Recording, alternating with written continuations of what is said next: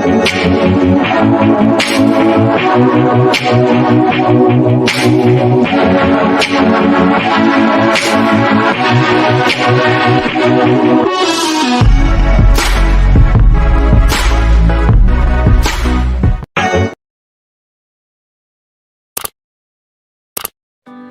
தெரியாத அன்பு உறவுகள் அனைவருக்கும் இனிதான வணக்கம். நேற்றைய பொழுது போல் இன்றைய பொழுதும் இனிதான பொழுதாக அமைய எல்லாம் வல்ல இறைவனை பிரார்த்தித்து கொண்டு இன்றைய தினம் என் சமையலறையில் என்ன சமைக்க போகின்றேன், அதாவது சோயா சோஸ் செய்து காட்டப் போகிறேன்.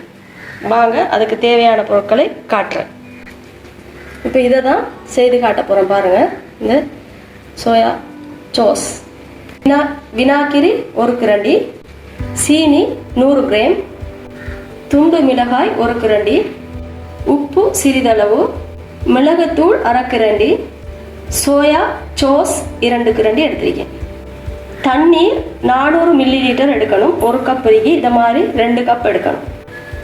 இப்போ நான் காட்டிய சாமாவெல்லாம் நல்ல பொருட்களை பார்த்து கொள்ளுங்க, மனசில் பதியம் செய்து கொள்ளுங்க. எப்படி கடையில் நாம் வேங்கி எடுக்கிற சோயா சோஸ் எப்படி நான் செய்து காட்டுறேன்ட்டு பாருங்கள். வாங்க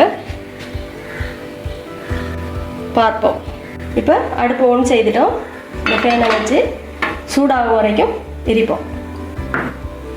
இப்போ இந்த ஏனம் சூடாக முதல் இந்த சீனியை இதுக்கு கொட்டிடுவோம். 100 கிராம் சீனியை கொட்டி போட்டு அடுப்பை நல்லா ஃபுல்லாக குறைச்சி வச்சு போட்டு இப்படி வைங்க. வச்சு அதை அப்படியே இலகி வரும் வரைக்கும் இருப்போம். அடுப்பை கூட்ட கூட ஒன்று செய்யக்கூடாது.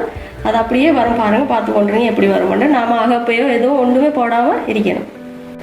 இப்போ பாருங்கள் சீனி எப்படி உருகி வருதுண்டு. நான் அடுப்பை ஃபுல்லாக குறைச்சி வச்சுருக்கேன். இது உருகி வாரத்துக்கு ஒரு 10-9 நிமிஷம் ஆகும். உருகி நுரையாக வரும்போது நாம் என்ன செய்வோம்னு பார்ப்போம். பாருங்கள் என்ன நுரை வருது. இப்போ நாம் இதை இப்படி இதாக்கி விடணும். பாருங்கள் கருப்பாயி சீனியெல்லாம் கரைஞ்சி உறைஞ்சி அப்படியே வருது. நல்லா நுரை விடும்போது நாம் தண்ணி 1 கப் விடுவோம். அதுக்கப்புறம் 2வது கப் விடுவோம். ஏனம் சின்னதாக இருக்கி நம்ம ஏனத்தை மாற்றுவோம் தண்ணிக்கான ஊற்றுறதுக்கான. இப்போ நல்லா நுரையாக வந்துட்டு இப்போ நாம் கிரண்டியால் இப்படி செய்து போட்டு இந்த தண்ணி கப்பை ஊற்றுவோம். அடுப்பை நான் குறைக்கலை. ஒரு 5 நிமிஷம் வரைக்கும் இது உருகி வருது. பாருங்கள் எப்படி வருதுன்னு. இப்போ இந்த தண்ணியை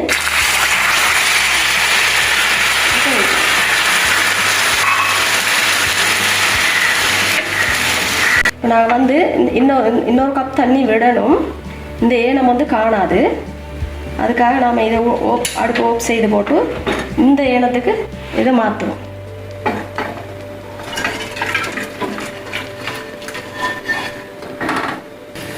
இதை இப்படி நல்லா கிளறுவோம். இந்த தண்ணியும் 2 கப் 400 மில்லிலிட்டர் ஊற்றிருக்கி. இதே என்ன செய்யணும், இதையும் 10 நிமிஷம் கொதிக்க விடணும். நல்லா 10 நிமிஷம் கொதித்த பிறகு அதுக்கு பிறகு போட வேண்டியதெல்லாம் போடணும். பாருங்கள் நல்லா கிளறணும். நல்லா இப்போ வந்து அடுப்பை கூட்டி வச்சிருக்கேன். நல்லா கொதிக்கணும். நல்லா கொதித்து இப்போ 400 மில்லிலிட்டர் ஊற்ற வேண்டாம், 200 மில்லிலிட்டர் வர மாதிரி இதை காய்த்தெடுக்கணும். தெரியும் தானே சோஸ் எப்படி இருக்குமாண்டு, சோயா சோஸ் அந்த மாதிரி இது வரணும். அந்த டைமுக்கு அதான் 10 நிமிஷம் வைக்கணுமன்றது. 10 நிமிஷத்துக்கு பிறகு அது சரியாக ஒரு அளவு திக்கான மாதிரி இருக்கும். இப்போ 10 நிமிஷம் ஆகும்போது இப்போ நான் என்ன செய்யறதுக்கு இந்த சீனி 1 கரண்டி எடுத்து வச்சோம், அதை எடுக்க போடுவோம். அடுத்தது இந்த மிளகு, அடுத்தது மிளகாய்த்தூள், அடுத்தது வினாகிரி 1 கரண்டி, அடுத்தது இந்த சோயா சோஸ் 1 கரண்டி, அடுத்தது உப்பு சிறிதளவு. இப்போ என்ன செய்யணும், 10 நிமிஷம் வைக்கணும். இன்னும் 10 நிமிஷத்துக்கு இது இதாக்கணும். அதுக்கு பிறகு வடித்து எடுக்கணும். அந்த இது அகப்பையை வந்து எடுத்துடாதீங்க. அப்படியே தொடர்ந்து அப்படியே கிளறிக்கொண்டே இருக்கணும். அப்படியே செய்து கொண்டே இருக்கணும் தொடர்ந்து. இன்னும் 10 நிமிஷம் இப்போ வைக்கணும். அதுக்கு பிறகு தான் காட்டலாம். இப்போ பாருங்கள் எப்படி நல்லா கொதித்து நல்லா வற்றி வந்துட்டு இப்போ நாங்கள் இந்த டைமில் அடுப்பை ஓப் செய்கிறோம். ஓப் செய்து போட்டு இது சூடு ஆறின பிறகு ஒரு டிஷ்ஷுக்கு வச்சு உங்களுக்கு காட்டுறேன் எப்படி சோயா சாஸ் வர்றதுண்டு. இப்போ வந்து சூடு வந்து ஆறிட்டு இப்போ நாம் இதுக்கு வடிக்கணும். வடித்து போட்டு இது கொஞ்சம் நேரம் வேங்கி இது வலிஞ்சு வரட்டும். இப்போ பாருங்கள் எப்படி இருக்கேன்னு.